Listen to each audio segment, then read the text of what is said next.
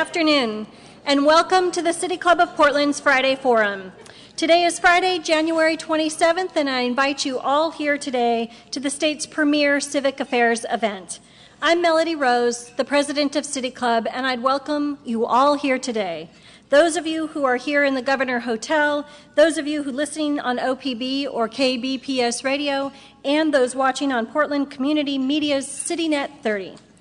Today we welcome economists Mark McMullen and Tom Potowski, who will offer their economic forecasts for 2012. But first, just a few announcements.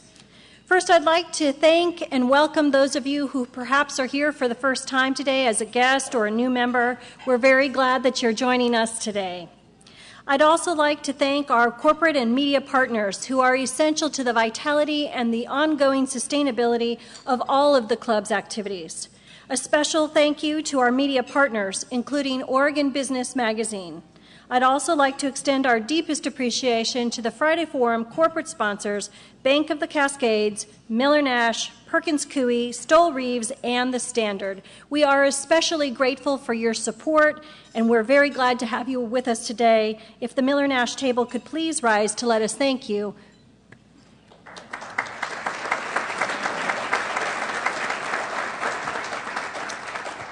And it's never too late to join this august group of sponsors. Please see the City Club staff at the back of the room if you would like to learn more about corporate sponsorship. In addition to Friday forums, City Club offers events throughout our community. This coming Wednesday, please join City Club's new Leaders Council at the Green Dragon Bistro and Brew Pub for Portland Trivia Night, an exciting evening of wit, cheer, and good-natured heckling. It doesn't matter if you moved here to retire after seeing the first episode of Portlandia, or if you are one of Portland's remaining natives. All skill levels are welcome. Questions might focus on Portland history, art, and I'm told even beer. If it's got something to do with Portland, the topic is fair game. Find out more on our website, pdxcityclub.org. Following today's talk, we will be welcoming City Club members to the microphone for a question and answer period with our guests. In addition, we invite all of you sitting at the tables today to locate the index cards, write your questions on them, and when I ask, hold them up for the staff to collect. We are sure you'll come up with some good questions for these gentlemen. And now to our program. As an economic measure, unemployment is everyone's go-to statistic. And with Oregon's unemployment rate finally below 9%, there are signs that the economy is perhaps looking up. But this rate declined partly because some are giving up their job search. Moreover, the state's economic index just fell for the fourth month in a row, a trend that has in the past preceded state recession. So how is Oregon's economy doing? And how do we compare to the nation at large? And what can we expect in 2012? Today, Tom Potowski and Mark McMullen will offer their official predictions for the national and state economies in this year. Tom Potowski is professor and chair of economics at Portland State University. He also directs the newly formed Northwest Institute for Applied Economic Research. From 1999 to 2006, and again from 2008 to 2011, he served as Oregon's state economist. Tom received his undergraduate degree from The Ohio University and his PhD in economics from the University of Colorado. Mark McMullen is the acting state economist within the Oregon Office of Economic Analysis. Prior to joining that office in the fall of 2010, Mark served as the director of consulting at Moody's Analytics and was a researcher with the Congressional Budget Office and the Center for International Comparisons. Mark was an undergraduate at Pomona College and did his graduate work at the University of Pennsylvania. And with that, please help me to welcome our first speaker and my colleague, Tom Potowski.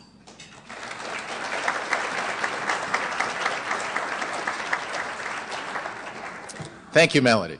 And thank you to the City Club of Portland inviting me once again to address you. Now, today, I'm stepping out of my usual role of talking about the Oregon economy. Mark's going to handle the heavy lifting for the state and the local Portland area. My task today is to talk about the U.S. economy and its codependency on the rest of the world. Now, this is going to be a perfect lead-in to what Mark will talk about, for the Oregon economy is very dependent on what happens overall in the U.S. economy and the world at large. As John Mitchell has often said, the Oregon economy has never missed a U.S. recession. It's also never missed a U.S. recovery. Maybe not an exact step with the U.S. business cycle, but the data clearly shows that Oregon follows the ups and downs of the U.S. economy. Now, before I start in, just a little lead-in. Forecasting is a very much underappreciated profession. Now, I've heard statements such that economist forecasters are just glorified TV weather forecasters. You know, economists have correctly forecasted 8 of the last 3 recessions. You know, my grandmother can forecast better than an economist, and she's dead. But still, you know, the economic outlook, prognostics are popular with the press, the politicians to business executives to the guy in the street. They want to know what the supposed experts are thinking. So even though Mark and I, we've been trained to look at economic trends, and we spend most of our waking hours in dreaming about the economy, many in society believe that they have a better insight than economists, especially after an economic event has occurred. There are no better forecasters than those that use hindsight.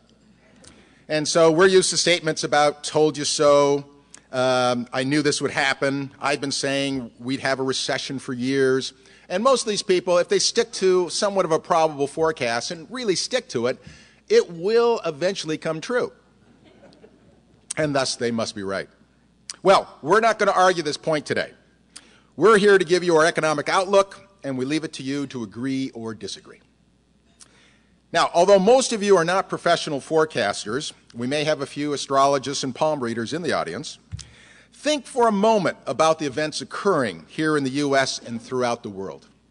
Would you like to be the one to forecast the economic outlook for the U.S., given these conditions?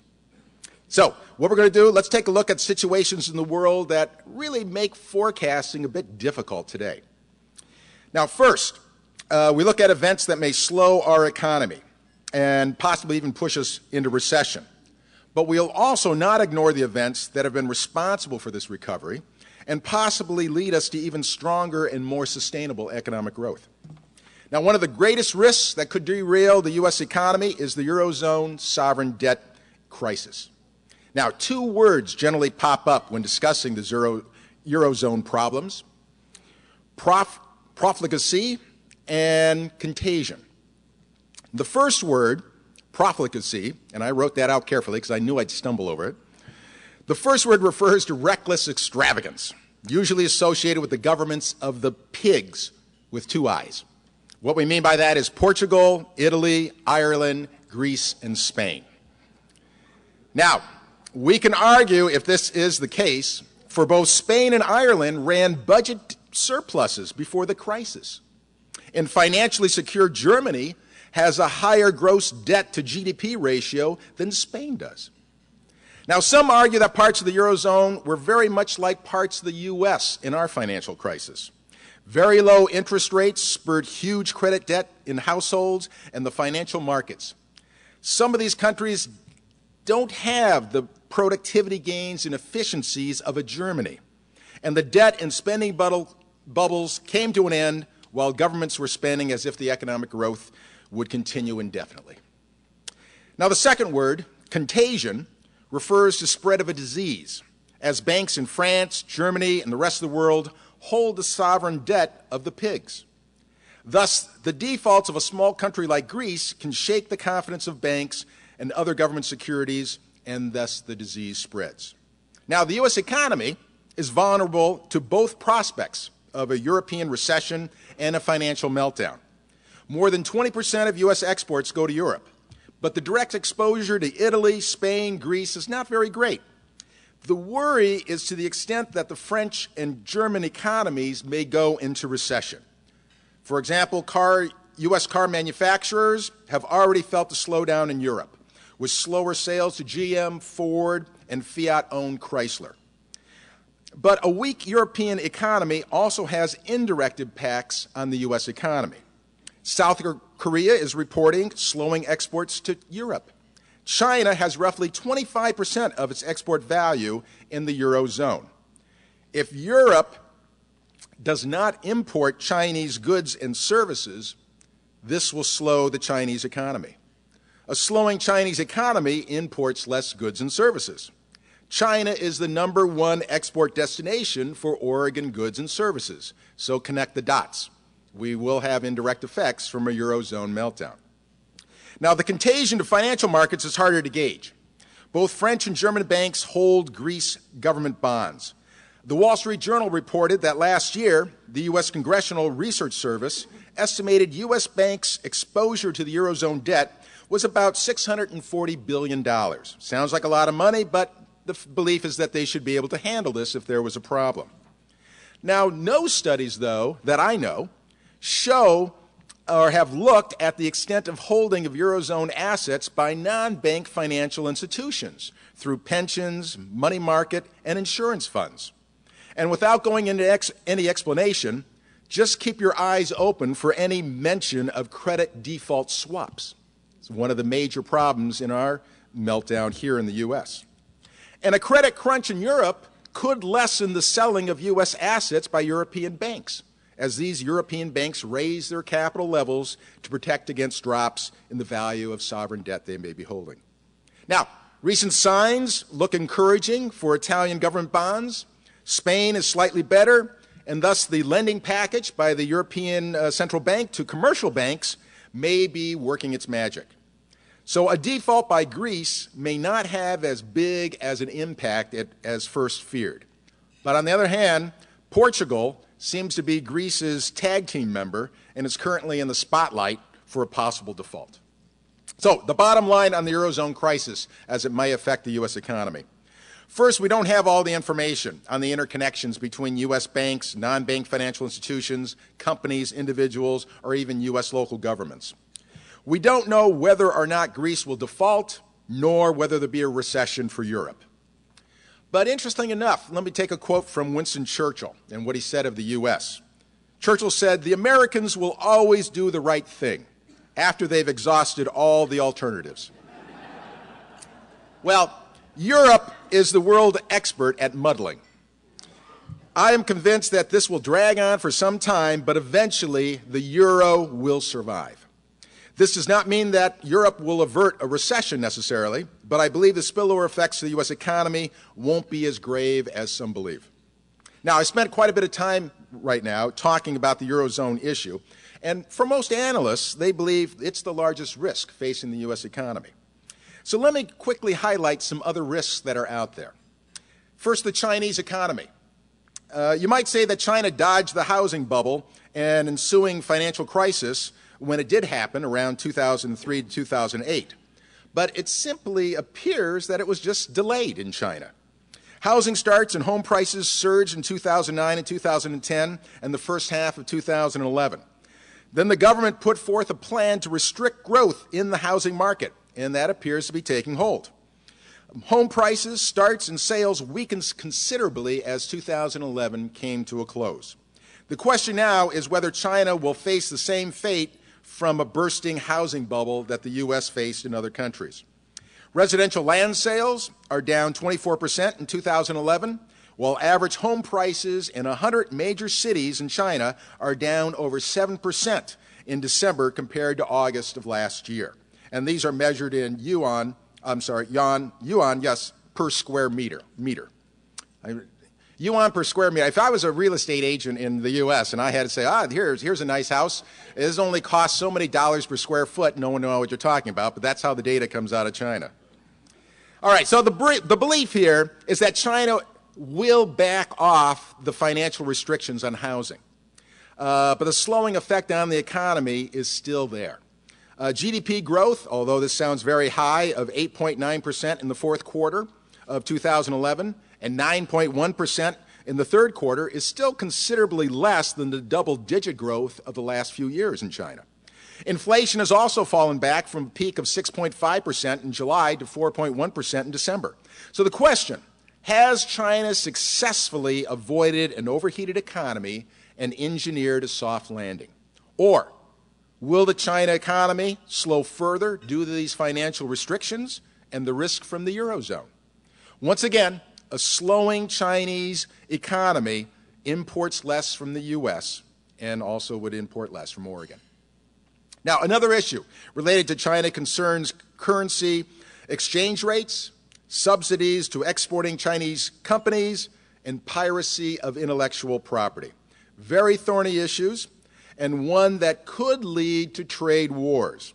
That's tariffs and quotas on both Chinese and U.S. goods going back and forth.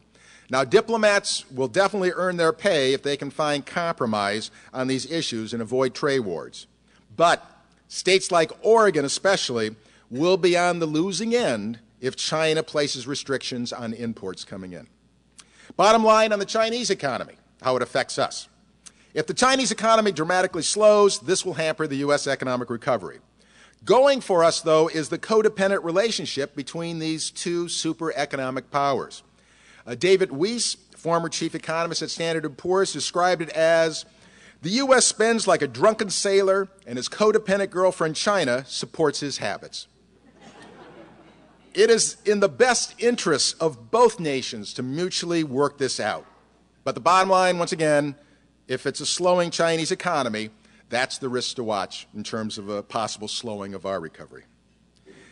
Next topic, oil in the Middle East. Fruit seller Mohamed Bouazizi sets himself on fire in Tunisia, and the flames race throughout the Middle East and North Africa. The economic situation facing young people created protests that toppled dictatorships and suppressive regimes. Now, our economic situation in the U.S., we spawned the Tea Party and Occupy Wall Street movement. Well, what happened to the 60s? Yeah. Anyways, back to the Middle East. The connection here is with oil. The IMF estimates that for every 10% increase in the price of crude oil, 0.2 to 0.3% gets shaved off global GDP per year. And similar numbers are cited for the U.S. economy. So the question now becomes, what will the combination of Iran, Israel, and Syria do to the price of oil? Bottom line on oil, the price has been jumping around $100 a barrel. The 52-week range has been somewhere between $76 and $115. Even with all that's going on to possibly disrupt the supply of oil, we have not seen sort of the close to $150 a barrel that was experienced during the summer of 2008. So demand for oil throughout the world is still subdued, and I doubt this is going to be a major player one way or the other to impact the U.S. economic growth, at least not this year and probably not in 2013. Let me turn to the U.S. housing market. I'm tired of hearing about the U.S. housing market. All right, a bottom, though, in housing starts seems to be here. Prices are still falling, but at a very small rate. Further downward pressure on the U.S. economy could occur, but most of the air has been let out of this balloon. What I can say with more certainty is that the housing market will come back very slowly and only mildly contribute to economic growth in the next few years. Let me turn to the U.S. deficit and debt issues. It's very difficult to point a finger at Europe when you see the performance of our U.S. Congress. The unknowns, extension of tax cuts and unemployment benefits, keeping the federal government doors open for business, tax increases on the rich, tax decreases on the rich, health care, and the list goes on of unknowns of how we're going to handle certain policy problems. Now, businesses dislike uncertainty more than a government policy they don't like. At least with a set government direction, they know what they are dealing with. This take-no-prisoner attitude negotiations is keeping everyone waiting on the sidelines.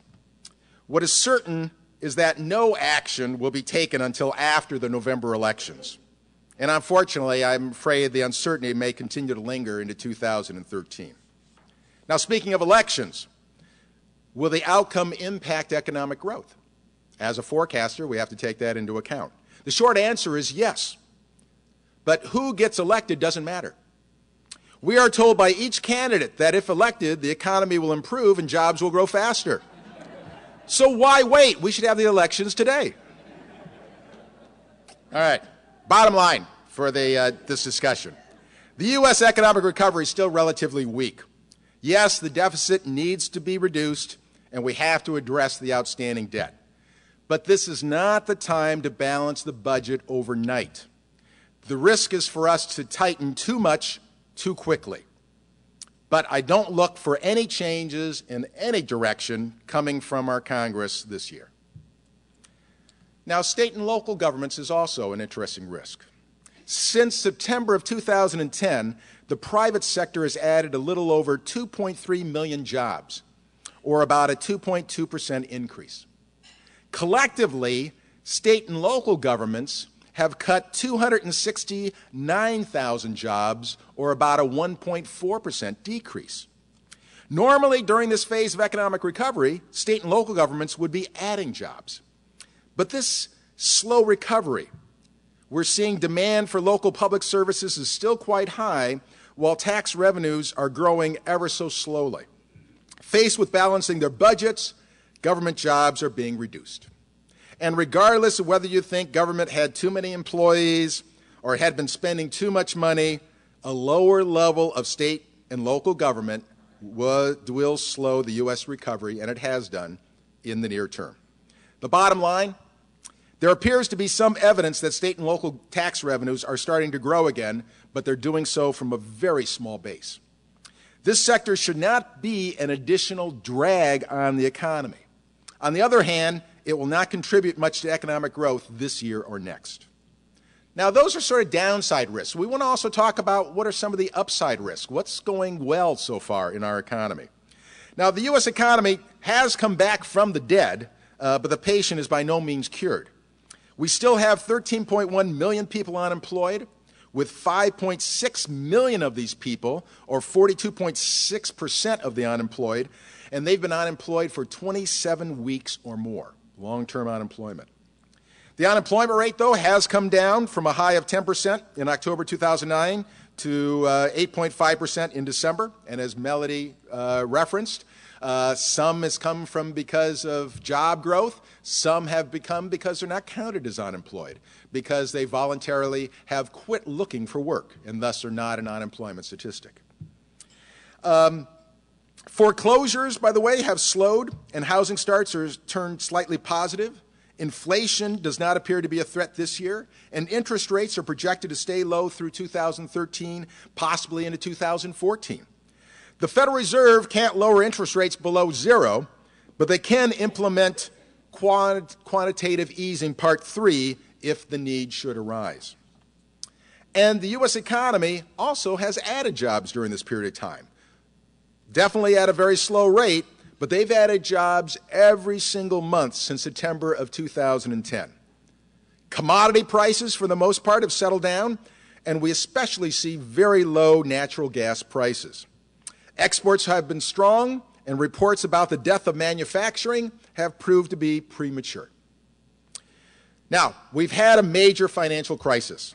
I won't go into the details, but history shows that economies take a long time to recover following a financial crisis.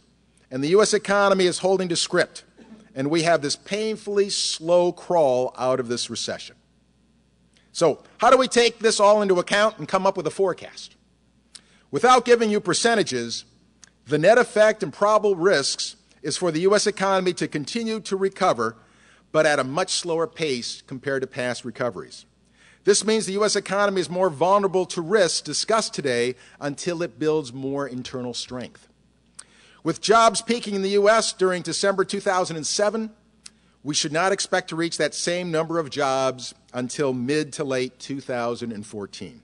So almost a 7-year period just to get back to where we were before this recession started. And we shouldn't be surprised, as I said, following major financial crises, other countries have generally followed this path. Now, as you already know, forecasting is not an exact science. Part of the difficulty is our complex economy and how it relates to all other economies in the world.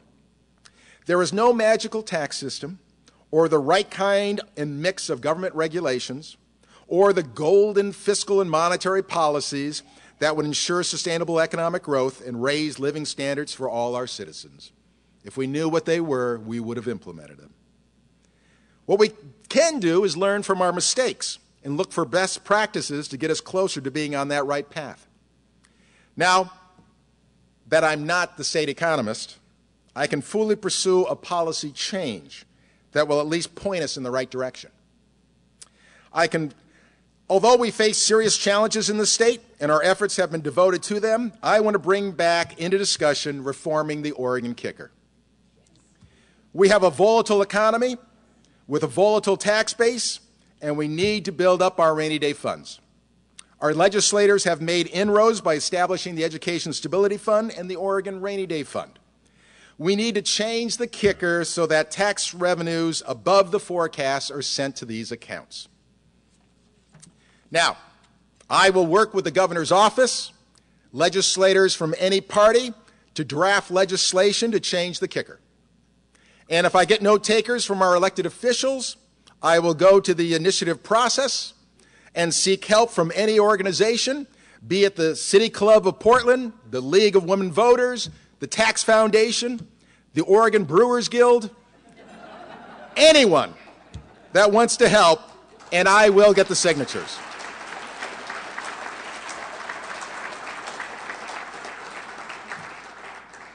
Yeah, I truly, for one, I do not have the stomach to keep this poor piece of policy on the books one day further. Thank you.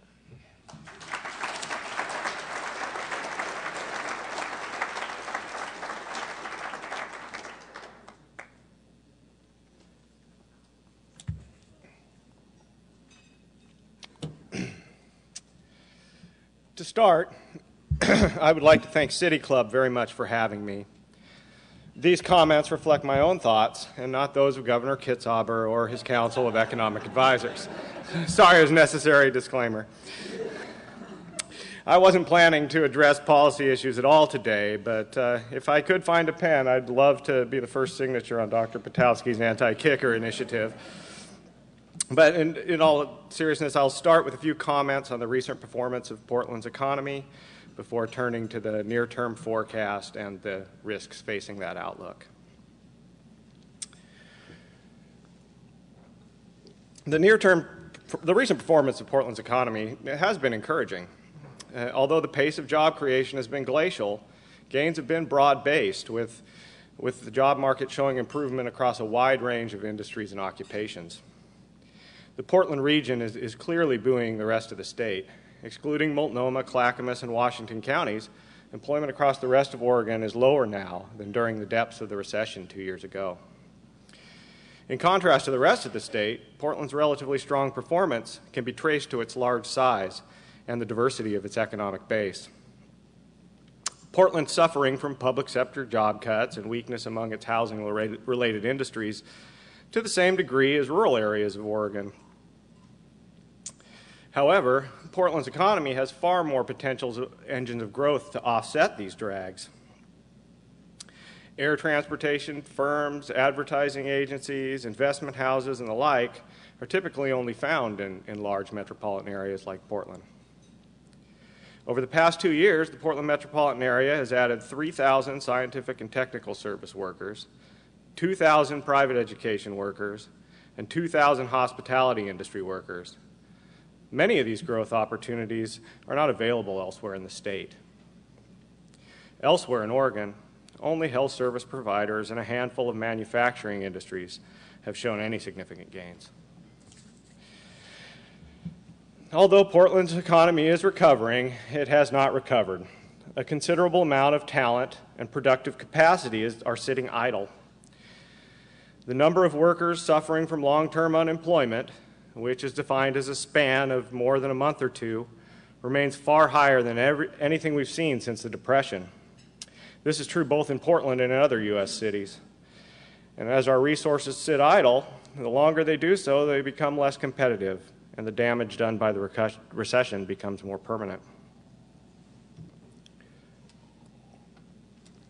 Turning to the outlook, the frustratingly slow economic recovery is expected to continue. allowing us to eventually replace all the jobs the state lost. The timing of this is very similar to Dr. Patowski's estimates at the U.S. level. According to our office's utterly foolproof forecasting models, Tom says forecasting is not an exact science. We don't agree. Oregon will not return to its pre-recession level of employment until late in 2014. That's Monday, November 17th at 11:05 a.m. for anyone keeping track, to be precise. But just as Tom said, this would represent, a sobering 7 years since we got into this mess. Not only will the recovery be slow, but the character of the current expansion will be different from what we've seen in the past.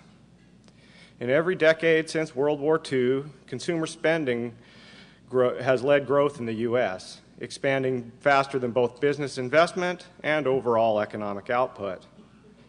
This decade will be different because the baby boom population cohort needs to pull back on its spending, which will weigh heavily on growth. The dot-com and housing bubbles could not have come at a worse time for baby boomers, who were fooled into overestimating their worth during their peak earning years, a time when they should have been saving more than ever. Going forward, consumer spending and growth will be constrained as these households work to repair their finances. Instead of consumer spending, then, business investment and exports will lead growth going forward. And encouragingly, Portland has traditionally had a strong comparative advantage in both trade and the production of investment goods relative to other regions in the country. In particular, a wide range of area manufacturers, from technology firms to metal makers, cater to large businesses. Portland's manufacturing firms are a lot smaller than they used to be, but the area is still a manufacturing hub relative to other places in the country. Over and above manufacturers, most local firms enjoy competitive advantages relative to their counterparts in the rest of the country and other metropolitan areas.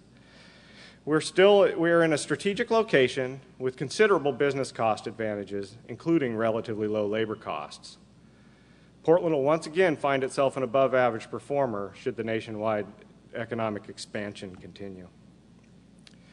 To be more specific, among many other pluses, Portland's residents enjoy relatively low costs for housing, office space, transportation, electricity, and clean water. Above and beyond these cost considerations, Portland's economy has two primary advantages over other areas. First, Portland's strategic location between the major markets of California, Vancouver, and Asia allows local firms to tap global supply chains and to serve as a distribution hub. And second, Portland has a proven ability to attract an ample supply of skilled workers from outside the state. The impact of Portland's sustained ability to draw skilled workers cannot be overstated. Other states bemoan the phenomenon of brain drain as they watch much of their investment in higher education move to places like Portland. As a native Oregonian, it's easy to recognize that the absorption of so many new households over the past 25 years has certainly been culturally difficult. However, as a regional economist, I shudder to think what Oregon would be like without households and firms from other states riding to the rescue after our traditional resource industries were downsized in the 1980s. In recent years, the financial crisis has dulled Portland's competitive advantage by short-circuiting migration flows.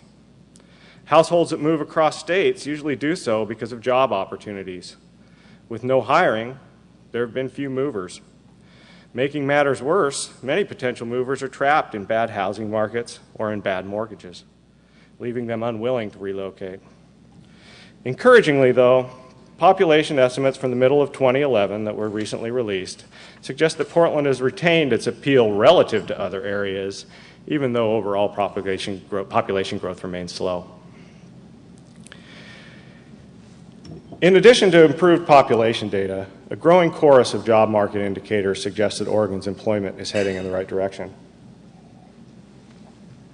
albeit at a slow pace.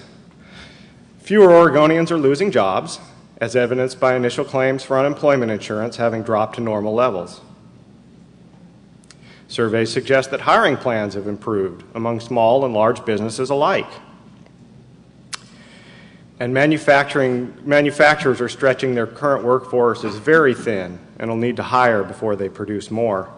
Hours worked by manufacturing workers have risen sharply to an average of 41 hours per week. This was its high watermark during the last expansion. Household expectations are becoming rosier as well. In recent months, there's been a sharp increase in the number of workers who voluntarily leave their jobs. Given the lack of alternative opportunities, few workers have walked away from their jobs since the recession began. That they are doing so now suggests that they feel their options have widened. Also, for the first time since the onset of recession, more households expect their income to rise than to fall next year, which is certainly a prerequisite for improved spending growth. If only people expected their home values to go up next year as well, the economy could really take off. Because typically in the beginning of economic recoveries, when interest rates are generally low, gains in construction and other housing-related industries help to lead growth. However, this time around, with little expectation that house prices will rise, and with banks having cinched up their lending standards watertight, low mortgage rates just aren't doing the trick. And although local developers didn't go into the same sort of building binge seen in the epicenter of the housing boom in places like Florida and the Southwest, Portland's single-family housing market remains pretty roughed up. Portland was a late entry into both the housing boom and the bust that followed. Late in the game, local home sales were propped up by refugees from California and other relatively expensive housing markets who were getting out while the getting was good.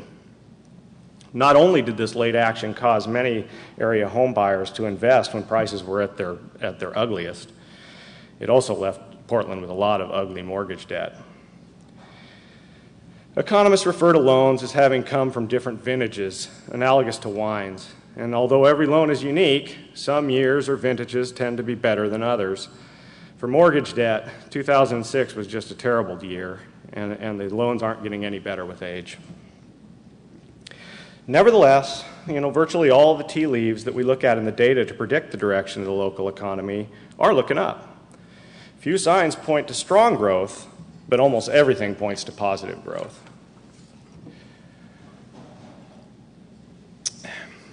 Although all local signs point to Portland's economic expansion becoming a more self-sustaining one, the recovery is extremely fragile, with the risk of return to recession remaining uncomfortably high.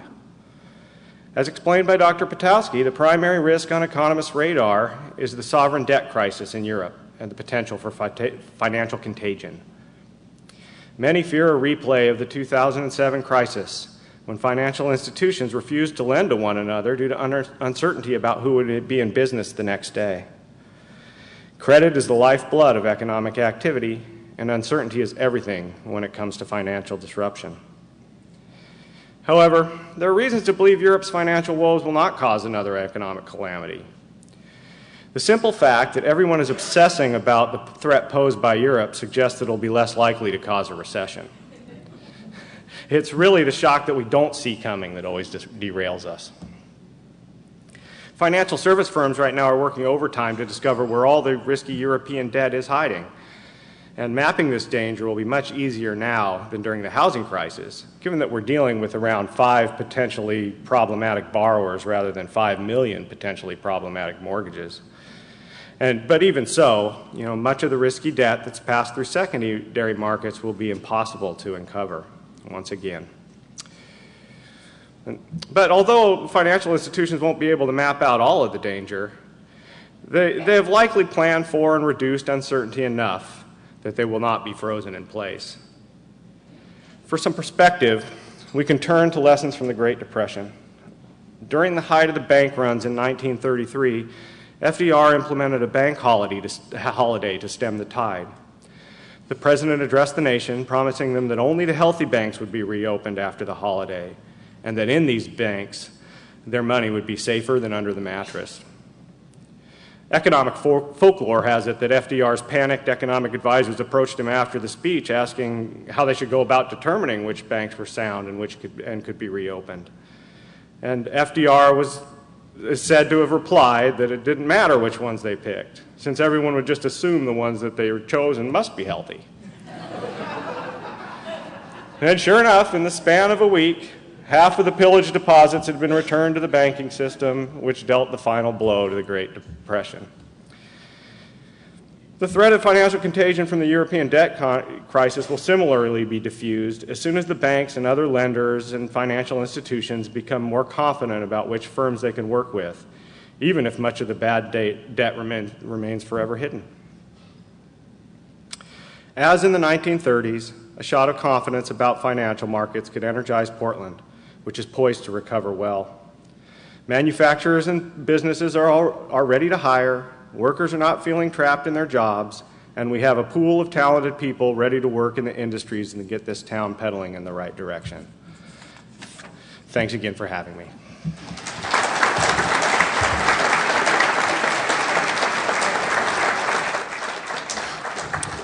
Thank you both so much for your presentations. And now if you have written a question on an index card, this is the time to hold it up high so that the staff can come and collect it from you. The first question for our speakers, as always, comes from our Friday Forum host, who today is Pat McCormick. For 20 years, Pat was a partner at Conkling, Fiscum & McCormick, a public affairs, research, and public relations firm. Now he is a partner in AM/PM PR, a Portland public relations firm he founded with his daughter, Allison. Pat has been a City Club member since 1969, and he is our president-elect. Pat. Thank you, Melody, and thank you to Mark and Tom for the presentation today. Mark, in your comments, you noted that the Portland region's economy shows evidence of recovery and it enjoys advantages that will help us continue to recover as the national recovery goes forward. Rural Oregonians, however, are apparently not experiencing a similar pace of recovery. What options or opportunities does the state have to boost the economic health of rural Oregon? Thank you. Right now, the primary policy focus in terms of helping rural Oregon has to do with replacing federal county subsidies. Over the years, Oregon's counties have been supported with subsidies that were supposed to replace some of the income they got from production off of the federal lands that surround them. As the federal government put restrictions on using those lands for productive purposes, this constrained the economic growth in these areas. And so these areas were given subsidies either through their school districts or based on spotted owls or timber harvests over time in order to replace this. Well, with the fiscal situation in Washington, it appears there's very little appetite for continuing these payments, which will leave many of these rural counties without the tax base to support their current services. And so right now, a lot of the debate is centering around how much these property taxes should increase or how much the state should backfill these and to what extent we can substitute economic development for the back-end costs that Portlanders are going to have to do, which is if we don't help and subsidize these rural areas through economic development, we're going to end up doing it on the back end through social programs and medical assistance and the like. Okay, we'll now take questions from the floor. As always, members are invited to the microphone to ask their question. Asking a question at Friday Forum is a privilege of membership, and when you approach the microphone, I invite you to identify yourself as a club member and ask your question in under 30 seconds. If I flash the famous City Club question mark, this means you need to wrap up your question. Also, I'll read at least one of the index cards that the staff brought to me. Hi, Corleen Kraft, City Club member, and I'm in the real estate industry, and we're predicting a 1.7% growth next year in prices. But this question's for Tom Potowski. Tom, you mentioned that the feds can't lower the rates below 0%, and then you used a term saying, but they can do this term that I didn't understand. How can they manage policy if they can't lower below 0%? Well, the Federal Reserve has really gone into their tool bag. In the past, they would do what we call open market operations, where they would be buying treasury bills, and they would try to lower the short-term interest rates. And the idea is this would reverberate through the economy and eventually also lower long-term interest rates. Well, you got interest rates short term almost at zero. There's not much farther you can go down. So how do you go after trying to affect these longer term rates? And so there's a policy, they've done it twice now, called quantitative easing 1 and 2, and possibly quantitative easing 3 is along the way, where they actually go out and they buy longer term securities rather than concentrating on short term securities. And maybe not even only the securities of the U.S. Government. There may be securities of Fannie Mae and Freddie Mac. Anything to try to then, on the longer end side of the interest rate term structure, trying to get those longer term rates also to be soft. Okay, next question. Peter Pincel, City Club member. This is another question for Dr. Potowski. Dr. Potowski, you spoke about financial risks from abroad during your presentation, and a recent special report in The Economist covered state capitalism or government intervention into free market systems, especially with companies. Could you speak to a little bit more how that will affect our economy, both nationally and on a more local level, if you could? No. No, I'm sorry. Yes, of course. Here it's very interesting. We had a tremendous amount of regulation in our financial markets that grew out of the Great Depression. If anybody from banking remembers things called Regulation Q and things like that. And then slowly we started to strip these away. And we ended up probably stripping too much away. And we had the financial markets being like the Wild West, and anything could go. Non-bank financial houses acted just like banks, leveraging themselves, much too risky. We had something called credit default swaps, where there was insurance being made on really bad loans, so that encouraged people to make even riskier loans. And so what we're coming back to now is the pendulum needs to swing back. Now, we're going to see more regulations and working into the free market system. Now, I am a person that supports the market system. I think market aspects really do work well for an economy. But just like any system, and our financial system regulations are man-made. I know that because no woman would want to take credit for how these things came about. But so there's flaws in that it's a human-made concept, market systems. And it needs a level playing field. It needs rules of the game to act properly so that the incentive and the checks and balances of a market system work the right way they're supposed to work. So this sort of growing intervention is really just, hopefully, coming back and saying, look, we gave too much in the store away. We've got to come back and get some smart, whatever that may be, smart regulations back into the financial markets, bring them back into the fold, and so that the market checks and balances work the way they do. We can't have this too big to fail concept, because you get this moral hazard, and why not be risky? I will get bailed out anyways. So somehow we've got to change there, but we also have to be careful, I believe, not to go too far and regulate too much and start to hamper the good, positive aspects of a market system. Mark, did you want to add anything to that? One from the tables, and sorry to put you on the spot. One from the tables. In the new jobs that are coming back during the recovery, how many of them are weighted toward lower, middle, or higher average wages for either one of you? In other words, are these good jobs that are coming back? In a large part, yes. To a large degree. As I explained earlier, there's really a shift in this cycle away from consumer-driven industries towards those that are driven by firms or business demand and export demand. Well, often that means goods rather than services, and or even so, when it does mean services, it means high-end professional service, advertising agencies, lawyers, accountants, and the like, high-paid jobs, rather than some of the consumer services and retail trade that's tends to not earn as high wages. So yes, the mix of jobs is improving, even though hiring has been lackluster. Okay, thank you. Back to the microphone. Jeannie Crouch, City Club member. This is a question for either of you.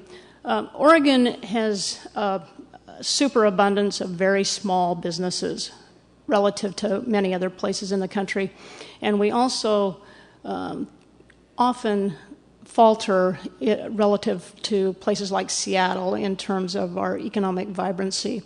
And so my question is, what do we need to do in Oregon to create a more robust business sector so that we can weather these kinds of economic downturns more effectively? Well,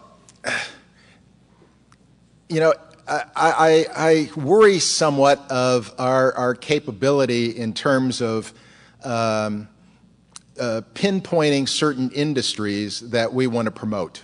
And what I mean by this is, you know, we don't know what the next technological breakthrough will be.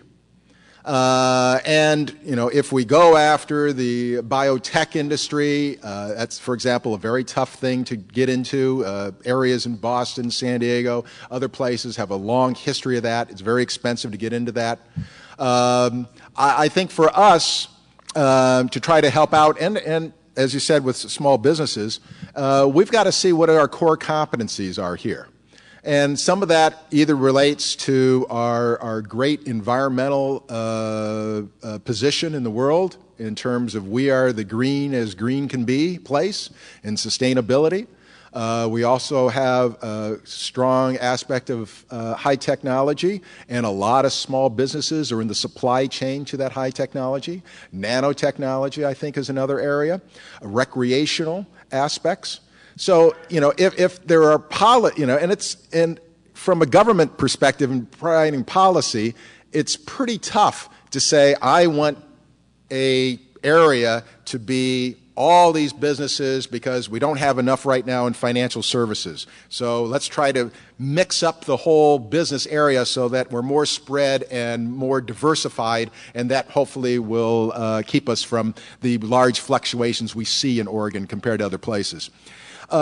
What government can do is provide the groundwork, sort of, you know, till the soil so that these companies can grow better in our core competency. And that comes from smart business regulation and permitting that takes into account not only the need to do it quickly, but also taking into account environmental aspects, social aspects, and so on have to be there. It means education, a strong workforce. It means a transportation network that is sufficient for businesses. These are the things, and this doesn't help businesses overnight. This is something that's more long-term. But I think these are the things that government's a little better at doing that we generally won't necessarily see private sector stepping up to do to help themselves. I've heard that we have an opportunity to start a state bank of Oregon. Would either one of you or both of you like to comment about the fact that we might be able to establish a state bank, the pros, the cons of keeping money in the state so we could help support small businesses and our unemployed get jobs? I think this state bank personally is a very good idea. We are going to spend a lot, and the state government does spend a lot of energy and resources on a wide range of economic development efforts. And these efforts are largely disjointed. Every agency does economic development work at some level or another, but these programs are very difficult to go back and find out, well, did we really create jobs? To what extent was there a return on this investment? And so the idea of an Oregon State Bank or an investment board where you take all of these disparate efforts and put them under one roof where they can, go under a better cost-benefit analysis or some rigorous idea of return on investment can be used, I think is a very good idea so that we can target our resources more effectively. Yeah, I'd add, there's nothing unique in a way or in a sense different if we did have a State Bank of Oregon. You take a look at North Dakota, which had one for a long, long time, and we do the same stuff right now. We have Business Oregon tries to get funds out to various companies to help them grow. They tend to work through commercial banks. Our Oregon Lottery also directs money, and they generally work through combining of loans through some banks. This is how the Bank of North Dakota works. Having said that we sort of do this already, what would be the purpose of a Bank of Oregon? It goes back to Mark's comments. We do have kind of this disjointed aspects throughout the state and even local governments, and having it under one roof, I think a more coordinated effort, and also probably a better measurement and tracking system to see where would be the best places to put money, I think might be an advantage in that sense. Next question. Chris Andre, City Club member, arrived late, so I may have revisiting territory that you have already explored. If so, please tell me. I've got two questions, and I'll switch to the other one. The justification for these extraordinarily historically low tax rates paid by huge corporations and individuals is that if we don't keep those rates very low, then jobs won't be created, and yet we don't see these jobs, and we still there are some people some maintain that we have to keep corporate taxes and taxes on unearned Romney-esque income low so that we get jobs. But where are the jobs promised? I'm going to steer clear of that one. Pat, you have...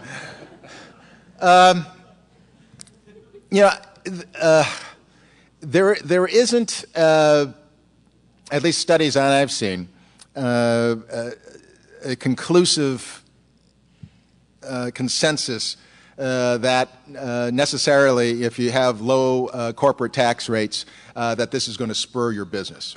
For example, all the states in the U.S. are in a race to the bottom in terms of lowering their corporate tax rates. It doesn't necessarily mean there's going to be job creations this way or that way, but they're all in competition to try to land a business here and there, and basically I think they end up collectively not accomplishing what they thought they'd accomplish by lowering the corporate tax rates. But it's a game that you have to play, unfortunately. So I would say what we need to do with the corporate tax system is really redefine it. Because right now, what it is, the rate may be too high, but it depends on the type of business you're in, what deductions you can make. You can be, you can see a high tax rate on the books, but the effective tax rate to any particular corporation could be quite low. And so I think what we need to do is to change this around, because I think it tends to benefit the larger corporations that can figure out how to get around it, and your very small C Corp type businesses have a much tougher time getting around it, and they end up paying the higher rates. So I think a more streamlined one where we could actually lower the rate, but having it more equalized as to the companies that are paying their fair share would go a long ways to keeping this sort of competition between companies and states and so on and countries out of the picture.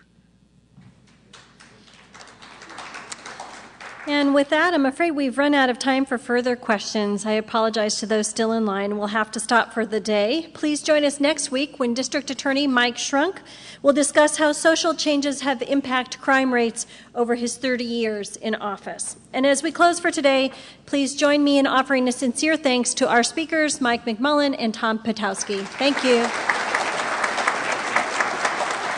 And we are adjourned.